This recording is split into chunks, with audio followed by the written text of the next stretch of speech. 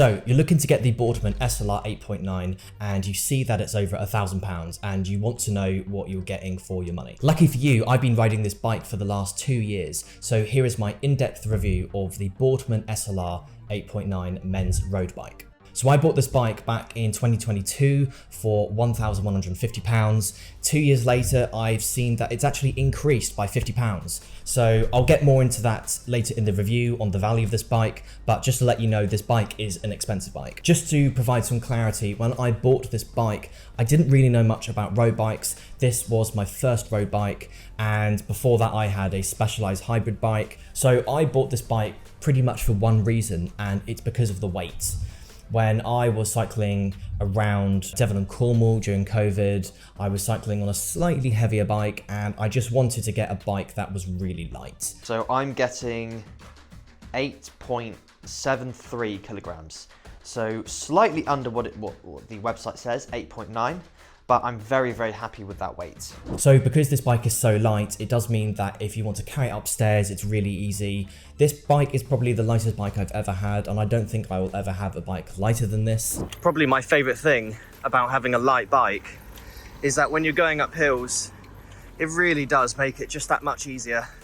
It doesn't feel like a strain like it does with heavier bikes. Also, another thing I like about this bike is the brand. Boardman. I think Boardman is a trusted brand. It's owned by Halfords, so it does mean that you can go into Halfords and I think they'll recognise the bike, they'll recognise the parts, so that could be really helpful. There's quite a lot of Halfords stores in the UK, so there's quite a lot of support for this bike. Another really good thing about this bike is the design. It looks really nice. My model has got a black and blue design where it sort of fades into different colors. It's quite minimalist and all the cables are hidden, which makes it look sleek. Also, the brakes are really good. The stopping distance is really good. I have never worried about the brakes on this bike, and that's even going down hills really quickly. So there's two main things that I don't like about this bike. The first one is that the chain actually rubs against the bike.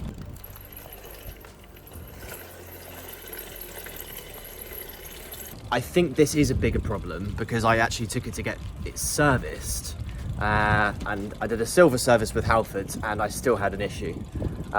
It might be that it's not indexed properly, but yeah, that's an issue. So the second thing I don't like about this bike is the price. When I bought it, it was £1,150, which is, I think, expected. It's probably the cheapest carbon fibre road bike you can buy. But that was 2-3 years ago. Now in 2024, the bike has actually gone up in price. And I don't think that the components have changed or improved at all. So the fact that it's still gone up in price, I think is kind of disappointing.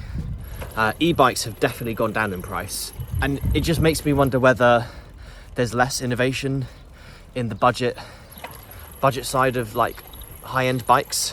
So now let's get on to the value of this bike. So if you're already looking at this bike, I imagine that your budget is already between £1,000 and £2,000. So this sort of sits at the bottom of that range.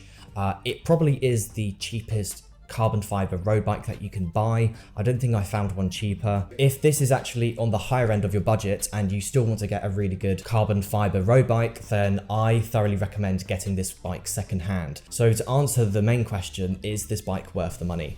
It absolutely is. I've really loved cycling on this road bike. It's so light, it feels great to ride. It feels really smooth. You know, do I have any regrets getting this bike? Absolutely not. I've realized that I don't use this bike for what I actually intended to do, and that is really long distance road cycling.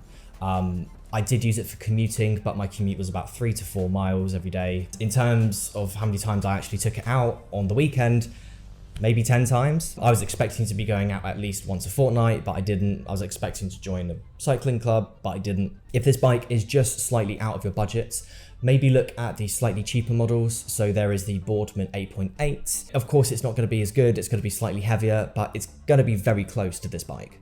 So another thing I want to cover is, who is this bike for?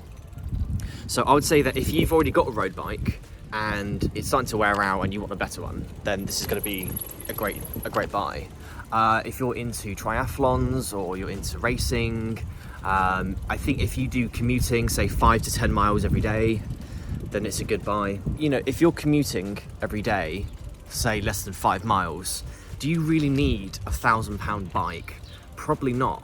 Decathlon have just brought out a new budget bike. It's the Boardman RC100, and that bike is £1,000 less.